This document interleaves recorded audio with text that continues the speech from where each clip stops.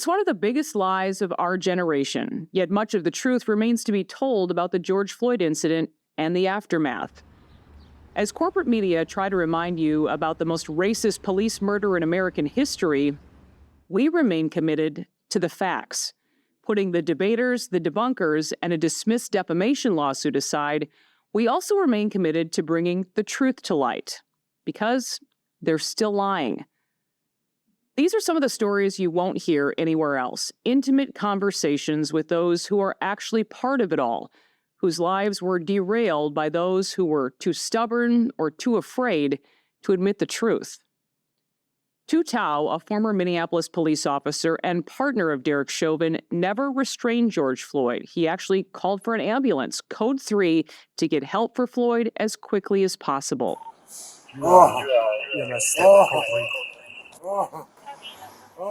Thao was ultimately convicted of aiding and abetting second-degree manslaughter and was sentenced to nearly 5 years in prison. After 3 years of reflection, I was hoping for a little more remorse, regret, acknowledgement of some responsibility, and less preaching. You are sentenced to 57 months in prison with credit for 340 days already served. He's scheduled to be released in November. Like so many others involved in all of this, Thao and his family do not trust the mainstream media to tell their story. This call is from a federal prison. This call is from Tou Thao. Hi, Tou. Thank you for calling.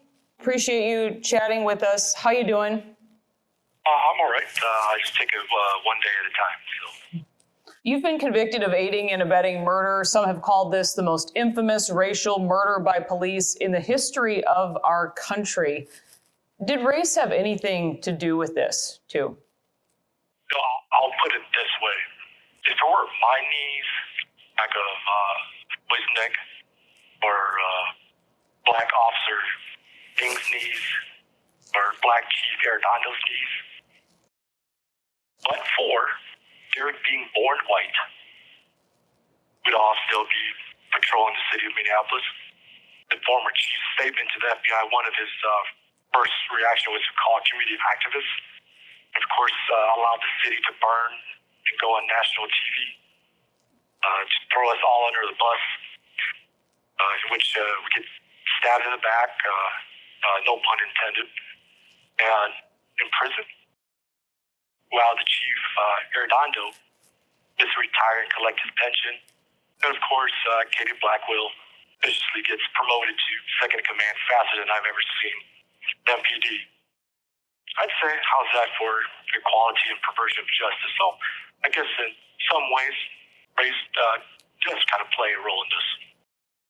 A bystander that day said that Derek Chauvin, your partner, was scared of minorities. Is there any truth to that? That's ludicrous. For one, I'm a minority. Bro, you're a bum. First thing you want to grab is your mace because you're scared, bro. Scared of fucking minorities.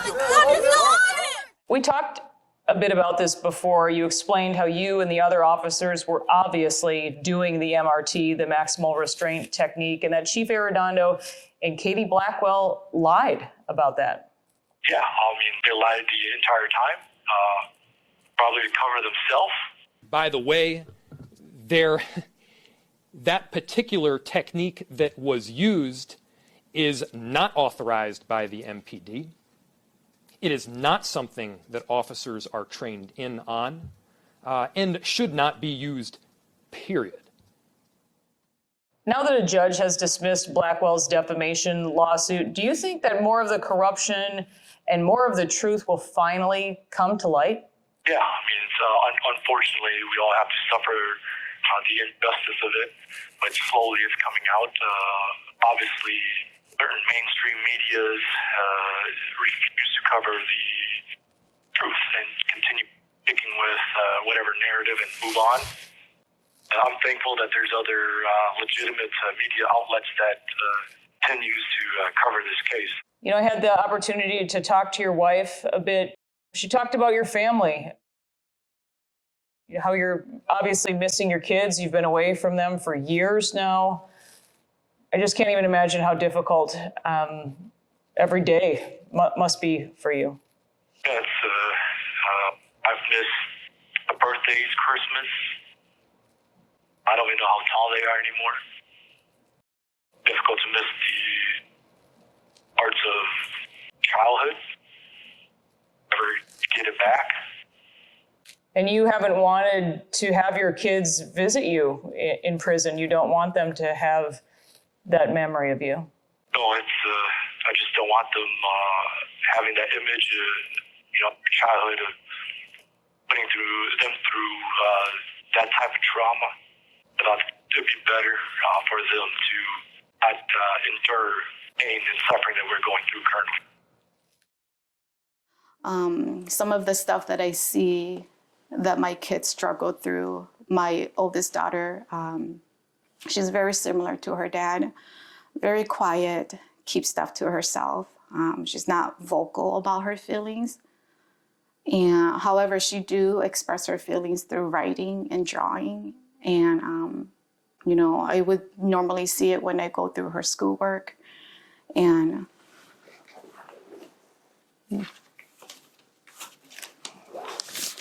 I have some schoolwork here that she has.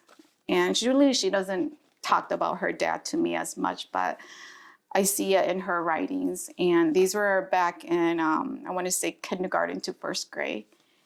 And I happened to see one of her schoolwork here. And I almost didn't see the writing on here because it was so light. But here she wrote, "I miss you, Dad. Please come home."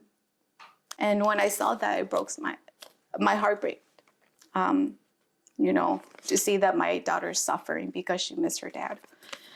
And then another one that I happened to see was just a poster that she did with colors. And then she would write like these messages. And on here she wrote, "I love you, Dad, so much.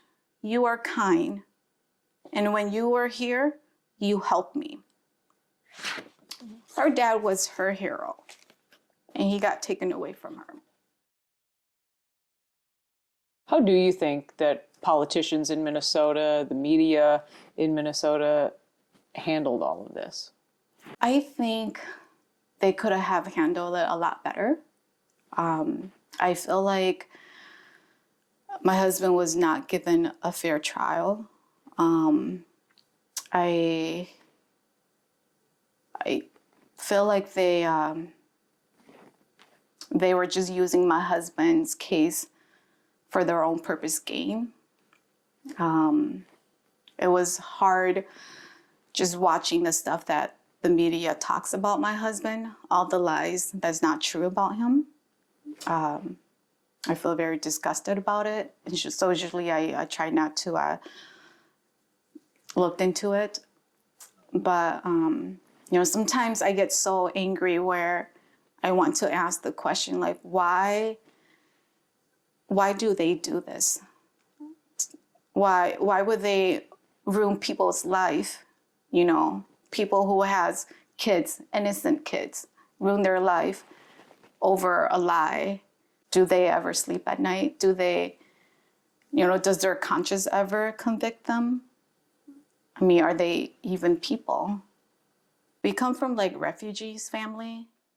Our families were refugees. So, they work really hard to get us to where we are. And, me and Tou, we worked really hard to get to where we are. And, the talking about how the U.S. is a country of freedom, is a country of equal justice, and that people want, they dream to come here to the U.S., but then, after having to live through my husband's case and all of this, I don't have that same feeling about U.S. anymore. It's just our justice system is broken and it's not what it's claimed to be. And it's just sad, and I don't know if it will ever be the same anymore.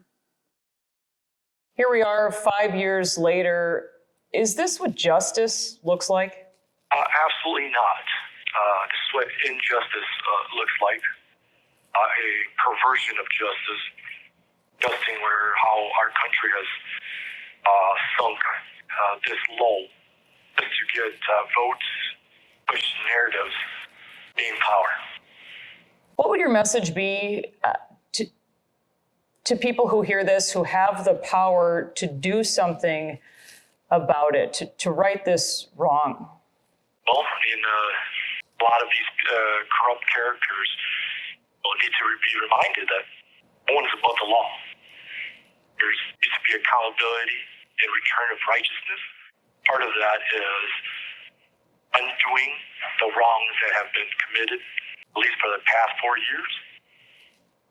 Hold corrupt prosecutors and activist judges to accountability, and to bring the fear of God back to the justice system, and to how the original founding father meant it to be.